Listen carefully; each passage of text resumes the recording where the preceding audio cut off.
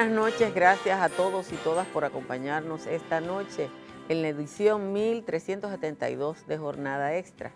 En el contenido de esta edición tendremos una entrevista con el economista Miguel Seara Hatton a propósito de la publicación de los índices de capital humano y de competitividad mundial. También tendremos un reporte de Oscar Grullón a propósito del montaje teatral Los Sueños de Lorca. Y nos despedimos con una semblanza de Monseñor Oscar Arnulfo Romero, obispo de San Salvador, quien subió a los altares esta semana. Acomódense y quédense con nosotros.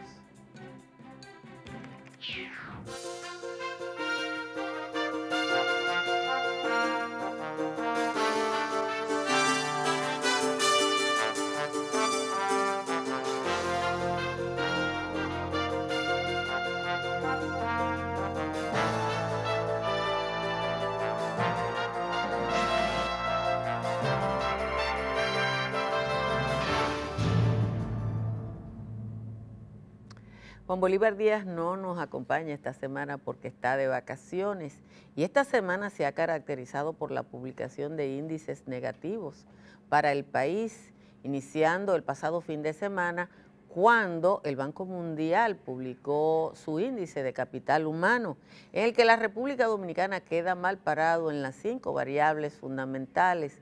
Esas variables son las posibilidades de vida de 1 a 5 años, los elementos de la mortalidad infantil y neonatal, la capacidad de aprovechamiento de los años de escuela, en el que República Dominicana está por debajo de 17 países de América Latina, las expectativas de vida, las esperanzas de utilización útil del conocimiento y el aprovechamiento de los años de escolaridad.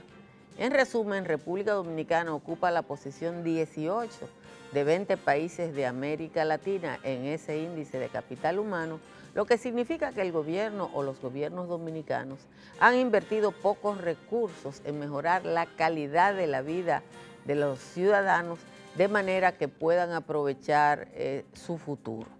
Otro índice en el que quedamos inicialmente bien parados y posteriormente estancados es el índice de competitividad mundial, aunque el director de competitividad, el señor Rafael Paz, dio una rueda de prensa para decir auspiciosamente que el país había avanzado 22 posiciones en ese índice.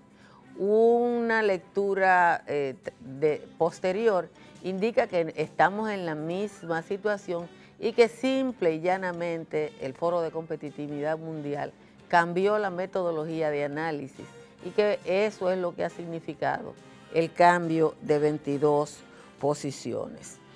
El Consejo Nacional de la Magistratura dejó abierta esta semana una ventanilla para que las personas que quieran candidatearse o sugerir candidatos lleven los documentos a un espacio habilitado especialmente en el sede del Tribunal Constitucional.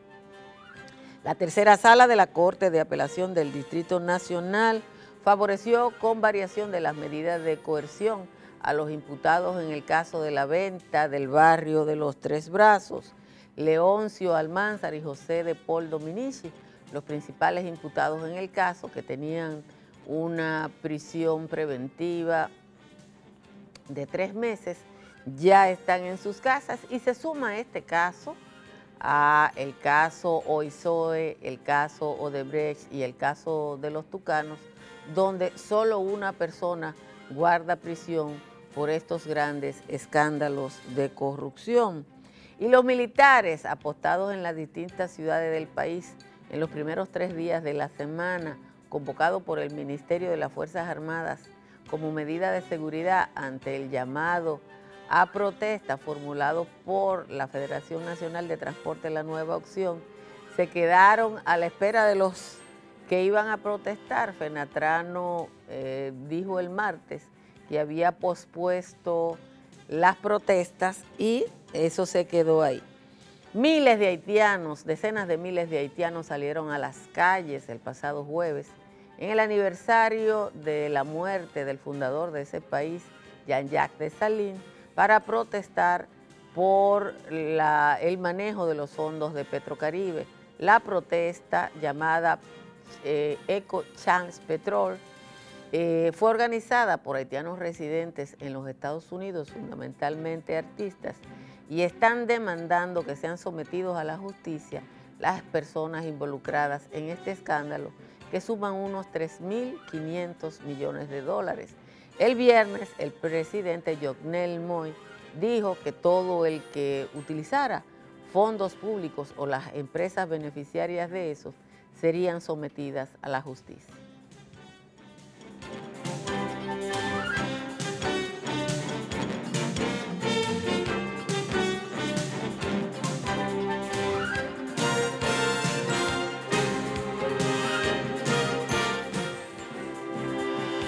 Ernesto López, conocido por su trabajo de titiritero durante más de 25 años, ha presentado en la última semana un excepcional montaje llamado Los Sueños de Lorca, un tránsito en el que se fabula sobre la figura del gran poeta español. Vamos a ver este trabajo que ha preparado Oscar Grullón. Allá va por el Mediterráneo, por el Ártico, por el Atlántico, por el Caribe. Hay varias motivaciones para hacer este espectáculo. Uno personal, tenía ganas de hace tiempo hacer un espectáculo de títeres y probarme tal vez a mí mismo hacer algo solo, que nunca había hecho algo solo. Había hecho cosas pequeñas solo, pero no ya un espectáculo con las dimensiones que tiene Los Sueños de Lorca. Está en la cornisa, en la tarara y en la risa. ¡Ja, ja! Y la segunda, bueno, me llamó mucho desde siempre el autor, que en el caso de Lorca, hacer tantas cosas en 20 años, de la profundidad de la obra de él, en la dramaturgia, como en la poesía, los dibujos también, la música que hizo también. O sea, empecé a indagar sobre él, a crear ese universo que él podía pensar desde niño, que a la vez es su obra. Hay una contradicción dentro de la obra porque es su obra hecha ya. Muchos de los dibujos y muchas de las cosas que fui haciendo. Así mismo, aquí nace y se hace el duende. ¡Ja, ja! ¡Hey! Fíjate, la obra está basada no en los textos de Lorca per se, sino en él, en lo que él pudo pensar y ser para crear todo ese mundo para la humanidad. Lorca es un autor universal. Entonces, bueno, nos toca a cada uno de alguna manera, o nos toca por la poesía, o nos toca por el teatro, o nos toca sus conferencias, o nos toca su música.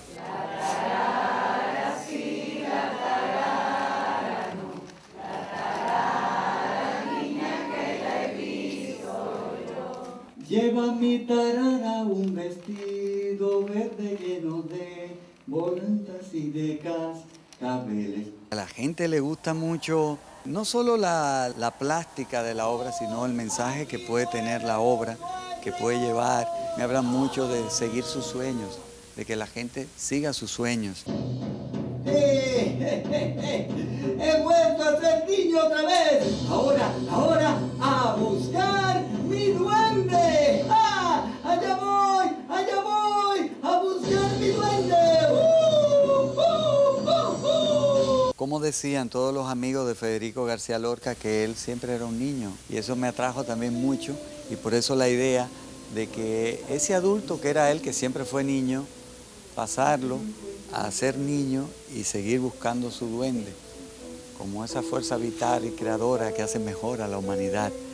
Es decir, los poetas, los escritores, los artistas en general son gente importante en el mundo.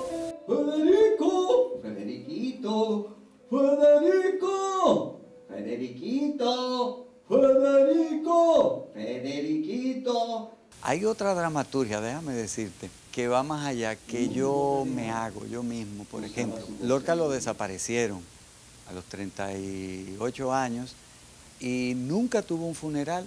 Esa gente que muere de esa manera y con tanto talento, eso queda en el universo, ese espíritu está. Pues para yo hacer esto, yo no lo hago solo, yo lo hago con la gente que está aquí. He tenido días difíciles, pero otros días se ha manejado, se ha dejado llevar. Otro elemento también era el de las procesiones. Lorca le atraía mucho, que era sobre las vírgenes. Eso tiene que ver con la lectura mía de los sueños de Lorca.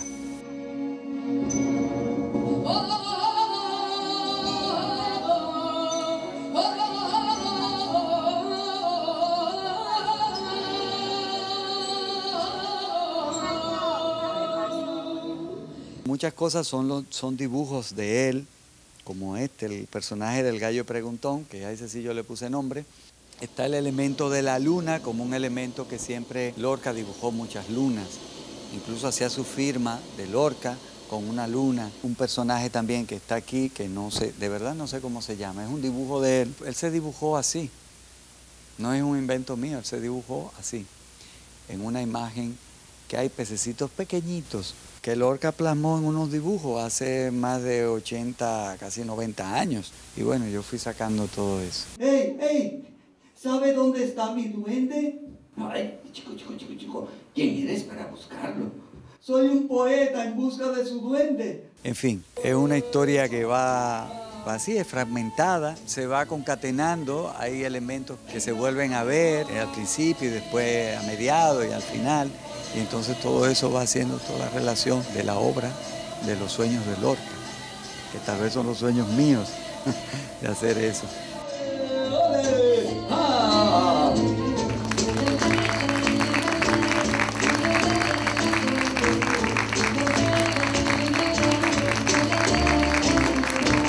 ¡Ole! ¡Ah! ¡Vaya!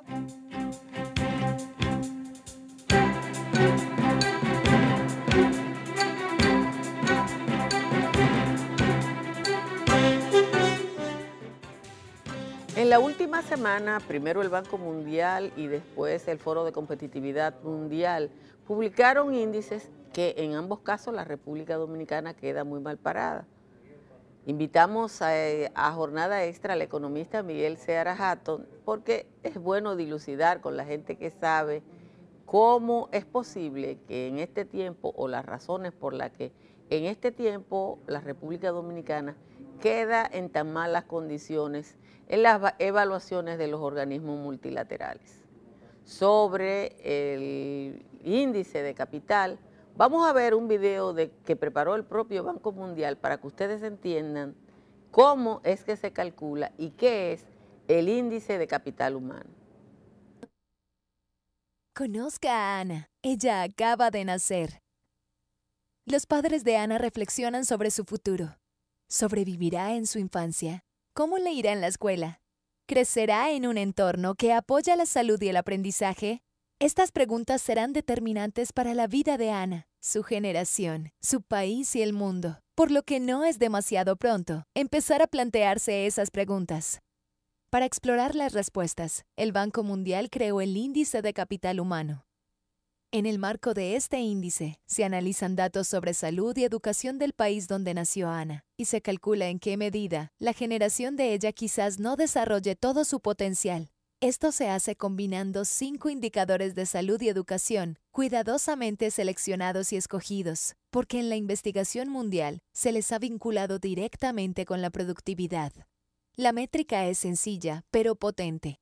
El índice de capital humano incluye la supervivencia infantil, la matrícula escolar, la calidad del aprendizaje, el crecimiento saludable y la supervivencia de los adultos. Se calcula un valor único de entre 0 y 1, que se basa en cuál es el aporte de cada indicador a la productividad en la vida adulta. ¿Qué significa todo esto? Supervivencia. ¿Ana sobrevivirá hasta la edad escolar? Educación. Si Ana va a la escuela, ¿por cuánto tiempo lo hará? ¿Aprenderá a leer y escribir con fluidez? ¿Se sentirá segura de los conocimientos adquiridos en matemáticas y ciencias y de su habilidad para resolver problemas? ¿Estará preparada para ingresar a la universidad? Salud. Desde sus primeros días de vida, ¿Ana se desarrollará en un entorno seguro y saludable? ¿Recibirá los alimentos, la atención médica y el apoyo familiar que necesita para crecer y volverse más fuerte e inteligente? El Índice de Capital Humano relata una historia acerca de cada país, Una historia que describe el futuro que tendrá la generación de Ana en comparación con el que podría tener. Supongamos, por ejemplo, que el país de Ana tiene un índice de 0.7. Esto significa que a medida que los miembros de su generación crecen, su productividad en la fuerza laboral será 70% de lo que podría ser si hubieran recibido los beneficios de una educación completa y una buena salud. El índice no solo muestra que la educación y la salud son importantes, también indica que de seguir haciendo las cosas como hasta ahora, el país de Ana obtendrá un 30% menos de ingresos en el largo plazo. Aumentar el capital humano de Ana y el de todos los niños impulsará la prosperidad de su generación y de la economía mundial. Por ello, el desarrollo del capital humano es un proyecto para el mundo.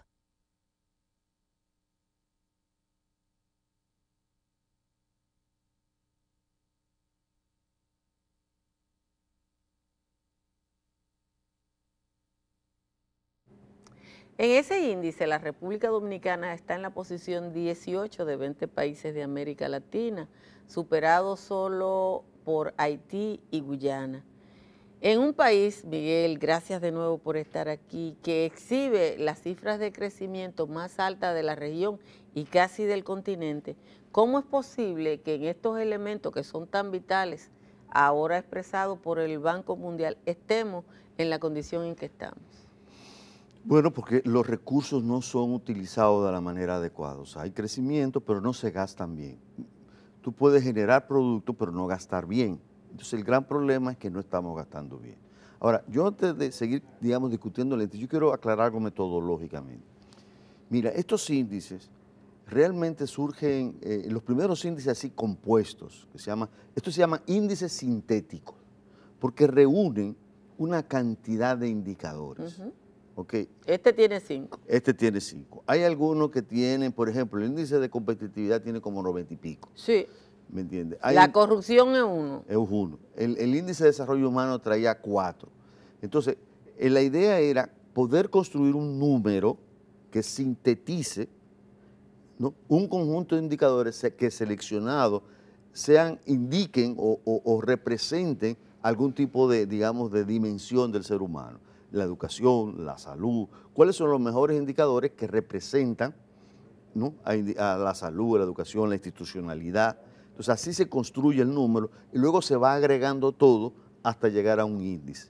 Entonces esa es la metodología. Esa metodología básicamente se desarrolló con los indicadores de desarrollo humano en 1990.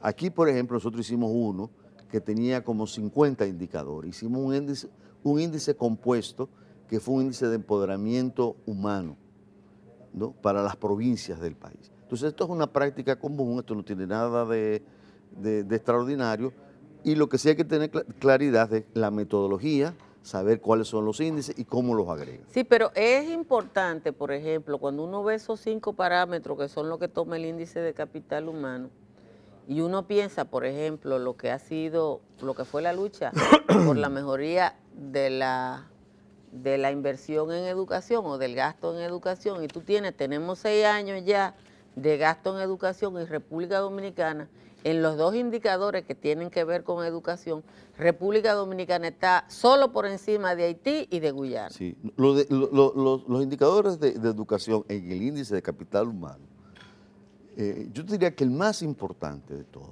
es, ellos miden una cosa que se llama la expectativa de escolaridad. Es decir, un niño hoy, ¿qué expectativa de cuántos años va a durar en la escuela? ¿No? Y creo que sale como 11.3 años. Sí, 11.3. Ahora, ¿cuál va a ser el conocimiento, o sea, la capacitación que tiene ese niño a lo largo de ese periodo? Bueno, la medición que ellos hacen es que, llevado a años de escolaridad, es que en realidad va a tener un entrenamiento equivalente a 6.3 años de escolaridad. Pero tú sabes lo que significa eso, que los años de escolaridad de la educación, por ejemplo, son 12. O sea, de primero a cuarto de bachillerato son 12, que son los 11.5 que dice el índice. Exactamente. Porque una diferencia de 0.5. Pero cuando tú le bajas 6 años, de conocimiento, 6.5, yo lo tengo aquí. Le baja 5, baja 5 años. Ajá, entonces eso significa... Te quedan 6. Le quedan 6, que el niño que termine el bachillerato tiene acumulado el conocimiento de 6 años hasta 6º grado. Sí, así es. Y eso es una gran pena. Esa es una tragedia. La diferencia de esos 5 años nos coloca a nosotros, a la República Dominicana, yo hice el cálculo, en las diferencias más grandes de América Latina y del mundo. La diferencia nos coloca a nosotros, a República Dominicana, en el 5º país, en 157, en donde es más grande la diferencia. O sea, esos 5 años, esa diferencia es la más grande, es la 5ª más grande. Pero eso significa además una media nacional de conocimiento en los estudiantes que terminan la secundaria, que está por debajo de toda la región. Exactamente, exactamente. Bueno, con excepción de lo que pasa en Guyana y en Haití. Y en el mundo estamos por debajo de Ghana, Guyana, Haití y Kosovo. Estamos por encima. Estamos por encima. Solamente ellos son los que están por debajo. En América estamos solo por encima de Guyana y Haití. Y en el mundo estamos por encima de Guyana, Haití, Kosovo y Ghana. Exactamente. Entonces, fíjate. O sea, hay 4 países en el mundo que tienen mejor sumatoria de contenidos de educación. Exactamente, mayor calidad. Mayor calidad. Mayor calidad. Fíjate, y Haití está con una diferencia mínima con República Dominicana. Haití tiene 5.1 y nosotros tenemos una diferencia de 5 puntos. O sea, 5.1 y 5. Es lo mismo. Es prácticamente lo mismo. Yo creo que eso es un mensaje alarmante que tenemos que preocuparnos porque no hemos perdido tanto tiempo en el tema de calidad. Porque al final de cuentas esto es lo que está reflejando, es un serio problema de calidad. Sí, eso es en lo que respecta a la educación, pero cuando tú ves el dato que tiene que ver con la expectativa de vida de un infante de 0 a 5 años, que son los datos de mortalidad infantil, otra vez nada más estamos por encima de Guyana y de Haití. Exactamente, en América Pero Latina. eso está asociado también a la calidad del aprendizaje. El niño que no tiene determinado desarrollo en esos primeros 5 años de vida, no tiene ninguna posibilidad de manejar conocimiento. Y además, que los primeros 5 años de vida reflejan las políticas públicas. O sea, un indicador de resultado por excelencia entre los que estudian este tipo de temas, el indicador de resultado por excelencia de las políticas públicas es la mortalidad de niños de 5 años. O sea, la esperanza de vida hasta los 5 años.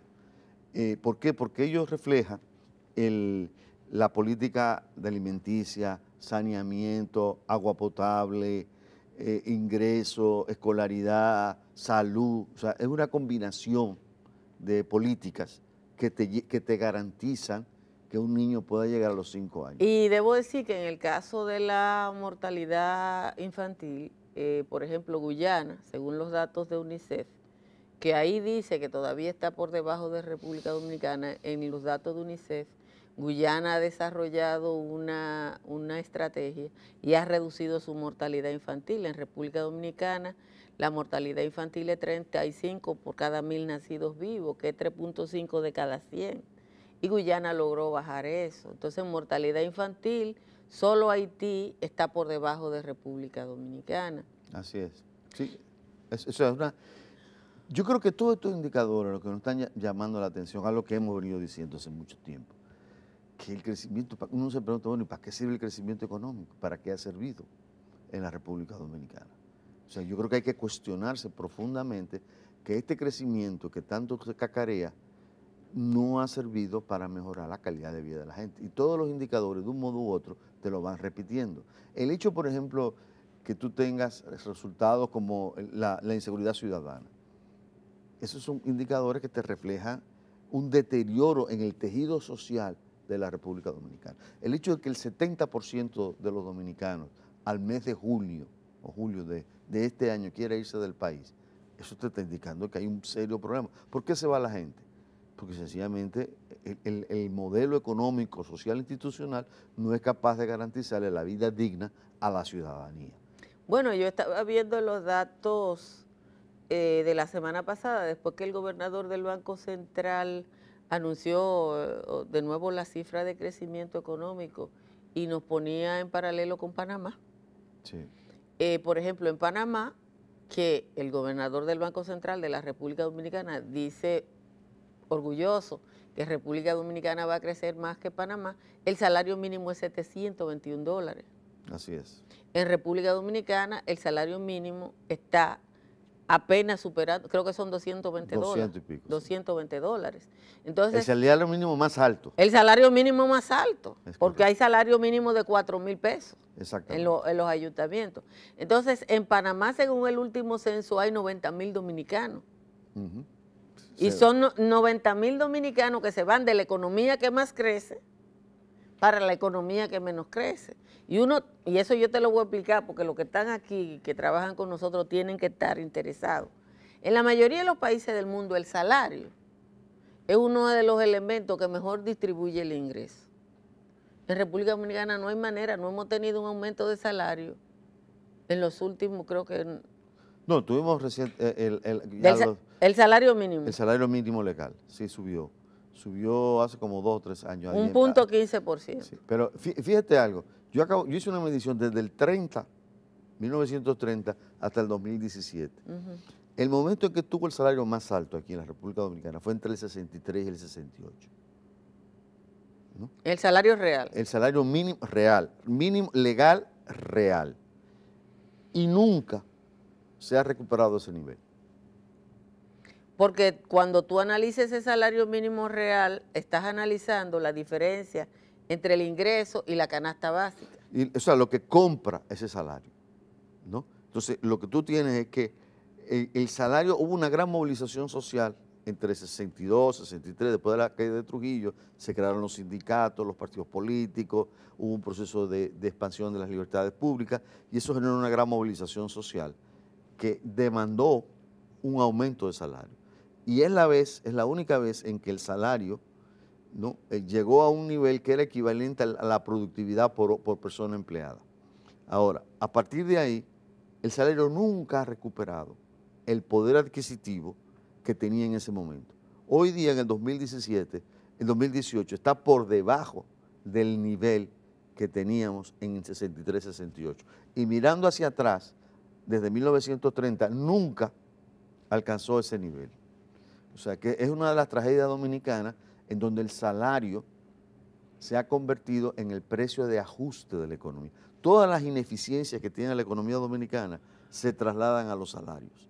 Porque si hay problemas con la energía, el precio sube. Si en las bancas, las tasas de interés suben. El tema de transporte, sube el transporte. O sea, todo sube. Lo único que lleva un rezago muy grande es el salario, que tarda mucho en subir. Si sube el tipo de cambio, todo sube, menos el salario. Entonces, esa es una de las características del modelo de desarrollo que ha seguido la República Dominicana. Es bueno tener el tema del salario con relación a una canasta básica que supera ya los 30,000 pesos. Más o menos, sí. 30,000 pesos. Si tú tienes un salario menor a 15,000 pesos, que es nuestro salario mínimo, entonces con un salario la gente no llena el 40% de sus necesidades. Yo creo que el dato más dramático en ese sentido es que la gente de la que paga seguridad social, que es el salario más alto, porque se supone que el empleo formal, el 70% de las personas que pagan seguridad social ganan menos de 20,000 pesos. Sí. Y 20,000 pesos es menor, como hemos dicho, del umbral de pobreza. No solamente de la canasta, sino también del umbral de pobreza. Una familia pobre con 4 miembros necesita alrededor de 23, 24,000 pesos. Y el 70% está ganando menos de 20,000 pesos. Y solamente trabaja, y esto es un dato interesante, 1.4 personas por familia. Y fíjate, se da un fenómeno muy interesante.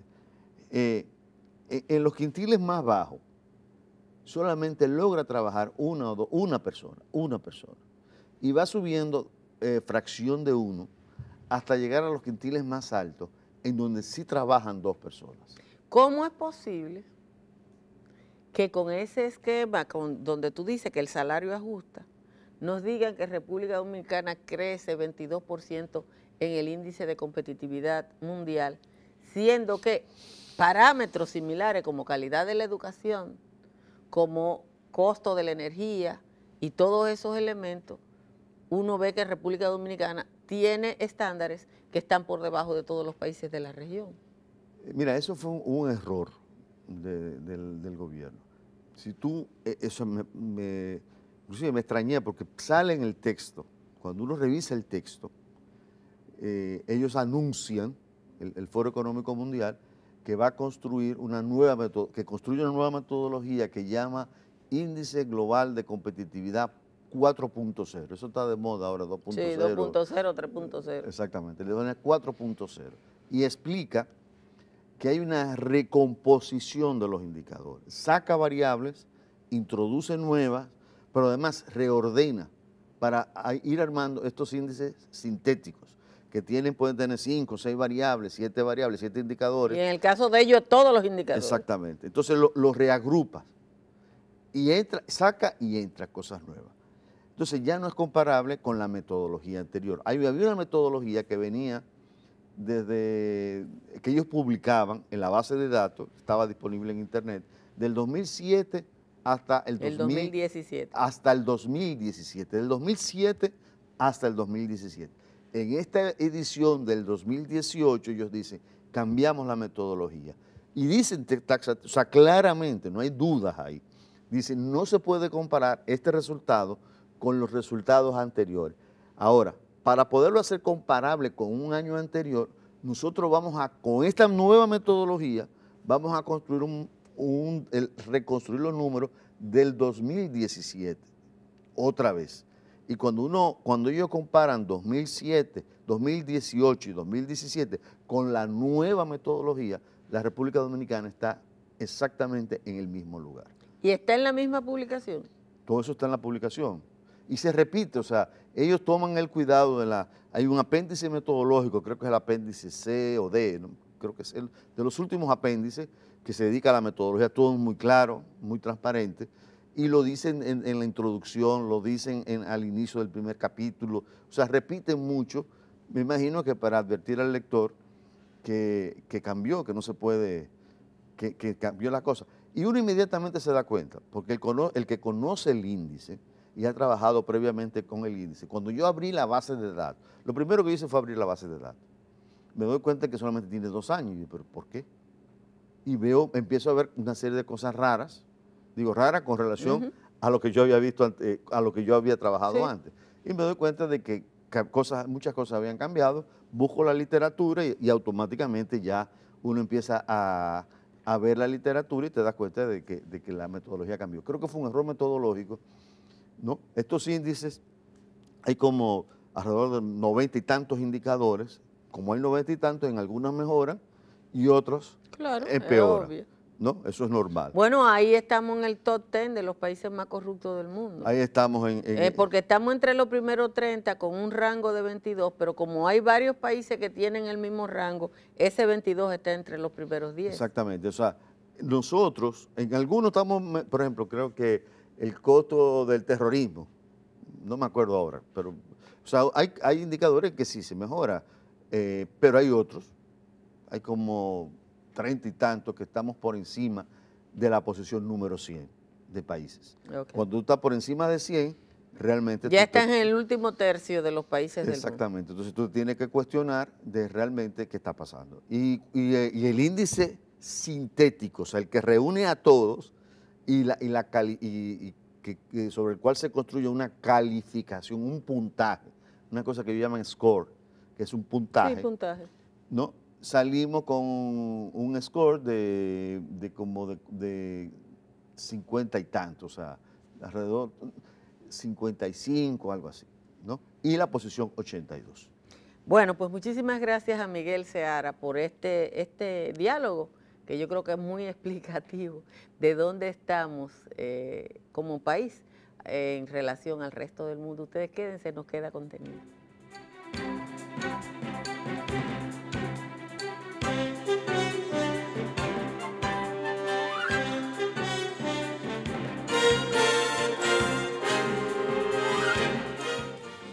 Esta semana fue elevado a los altares Monseñor Oscar Anulfo Romero, probablemente el último mártir de la Iglesia Católica. Monseñor Romero fue asesinado en los años difíciles de El Salvador por defender los derechos de los más pobres. Con este trabajo, que es una semblanza, despedimos esta edición de Jornada Extra. Nos encontramos de nuevo el próximo domingo. Y en nombre de este sufrido pueblo, cuyos lamentos suben hasta el cielo cada día más tumultuosos, les suplico, les ruego, les ordeno en nombre de Dios, cese la represión. Esto es parte de la célebre homilía con la que un día antes el arzobispo de San Salvador, Óscar Arnulfo Romero, precipitó su muerte. Un crimen anunciado y planificado desde hacía tiempo. Era un domingo, el último de Cuaresma.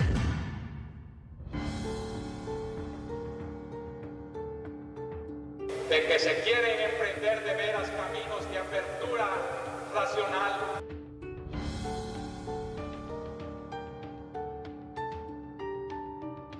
La mañana de lunes, los autores del magnicidio vieron en los principales periódicos de San Salvador el aviso de la misa que el pastor iba a celebrar a las 5:30 de la tarde en memoria de Sara de Pinto, y decidieron actuar.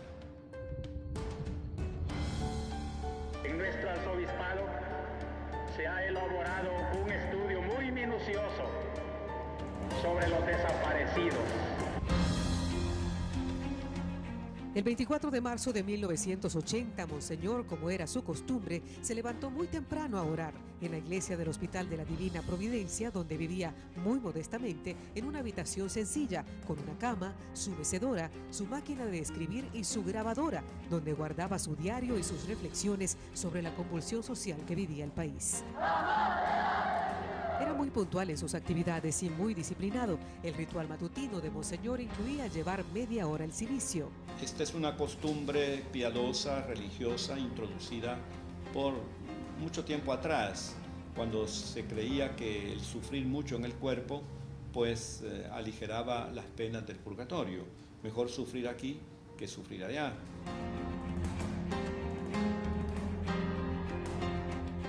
La agenda de Monseñor estaba llena de apuntes. Ese lunes, después del desayuno en la comunidad del hospital, tenía que cumplir con varias actividades. Su secretario personal en ese entonces recuerda que se ofreció para sustituirlo. Yo consideraría que usted tiene que irse a descansar, de modo que yo voy a asumir todas sus responsabilidades, todos sus compromisos de este día, si usted lo quiere. Ay, buena idea, me dice, muy buena idea. De hecho, ya esta mañana yo me voy. Diciéndome eso, estaba sacando su pequeña agenda, ¿verdad?, de su bolsillo. Y esta mañana me voy con unos sacerdotes a hacer un estudio de un documento. A las 2 de la tarde tengo que ir donde mi padre espiritual. Como yo soy el pecador, yo tengo que confesarme, no usted. A las 3 tengo que ir donde el dentista. Como yo soy el que tengo las muelas malas, no puede ir usted en mi lugar. A las 4 voy donde mi psicólogo. En horas de la mañana pasó brevemente por la curia diocesana y luego, con un grupo de sacerdotes, fue a una casa de retiro en la playa.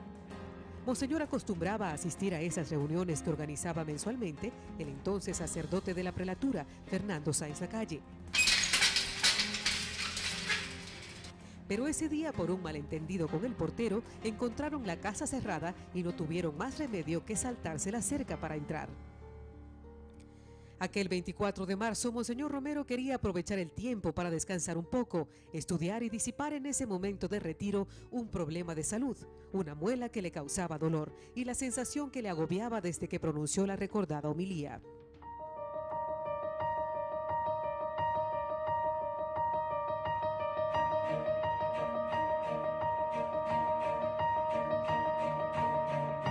Al mediodía decidieron comer en el césped mientras hablaban sobre la ocupación de Catedral, y en un rato más el arzobispo volvió a la ciudad. Tenía otros pendientes y también debía oficiar una misa en el Hospitalito de la Divina Providencia. Sería la última. Dios va conmigo y si algo me sucede, pues estoy dispuesto a todo. Monseñor tenía mucho miedo a la muerte violenta. Según su propio diario, sentía preocupación por los riesgos que corría. El temor de encontrarse con una situación violenta era un hecho. El presentimiento lo tuvo desde principios de enero de ese año. En primer lugar le pidió a su chofer que ya no le manejara, que él iba a manejar el carro. Él quería andar solo en su automóvil porque él creía que en cualquier momento que él andaba en el automóvil lo iban a raptar, lo iban a torturar, qué sé yo. Él se imaginaba eso, ¿verdad? Luego presentía ya su muerte llegar porque decía él, siento que todos me han abandonado, incluso mis mejores amigos. También tenía una necesidad muy grande de ir a buscar a su confesor, el anciano jesuita Padre Ascue, con quien habló en privado. En el automóvil fue hablando con el sacerdote que lo acompañaba acerca de un palco que habría que instalar para la liturgia de Ramos el domingo siguiente.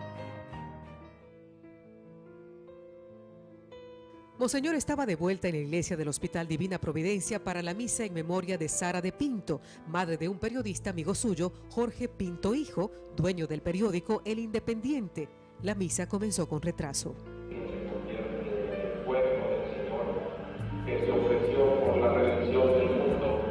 Según documentos de su archivo, Monseñor Romero realizaba pequeños apuntes antes de cada predicación. Antes de la misa se tomó unos minutos para prepararse.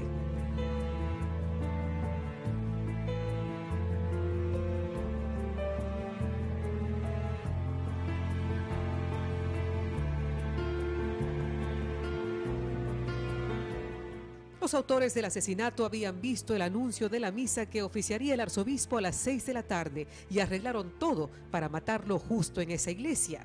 Y ya tenían al hombre que consumaría el crimen. Según los relatos, un subsargento de la extinta Guardia Nacional, cuya identidad sigue siendo un misterio. Testigos lo describieron como un hombre entre 25 y 27 años, alto, delgado y barbado, y quien recibió 1.000 colones por el encargo. Solo necesitaban un vehículo que fue entregado a las 5 de la tarde en el estacionamiento de un hotel cercano. Se trataba de un Volkswagen Passat rojo. El francotirador se sube en el asiento trasero y lleva un fusil con mira telescópica de alta precisión, calibre 22. Minutos después, 2 vehículos llegan al lugar y el Passat entra al parqueo del hospital justo frente a la capilla. El tirador sale del vehículo y pide al chofer que mantenga el motor encendido y que simule que está reparándolo. No pasó mucho tiempo para que el asesino calculara la posición desde la que iba a disparar frente a la entrada principal de la capilla. Adentro de la capilla, Monseñor Romero había finalizado la homilía y se disponía a hacer el ofertorio cuando un retumbo violento estremeció el lugar.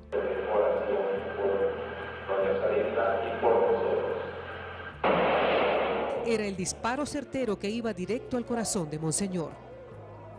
Quiso agarrarse del altar esparciendo las hostias sobre el mismo y cayó boca arriba. Perdía mucha sangre por la boca, nariz y oídos. Estaba inerte, parecía haber perdido el sentido. En medio de los gritos de las monjas que desesperadas trataban de auxiliarlo. Según el testimonio de la Madre Lucita, la que tenemos atrás en ese banner, ella nos comentó, yo vivía muy cerca de este lugar, pero ella nos comentaba que lo que escucharon fue un disparo. En el momento no sabían que era un disparo, pero solo oyeron un ruido muy feo, como algo hueco, porque tenía los micrófonos puestos, Monseñor, en ese momento. Romero fue llevado a la policlínica salvadoreña, donde murió poco después de llegar, según la autopsia, por una profusa hemorragia que provocó un proyectil calibre 22, unos 20 minutos después. La bala era de fragmentación, no había alcanzado órganos vitales, pero le había explotado en el pecho.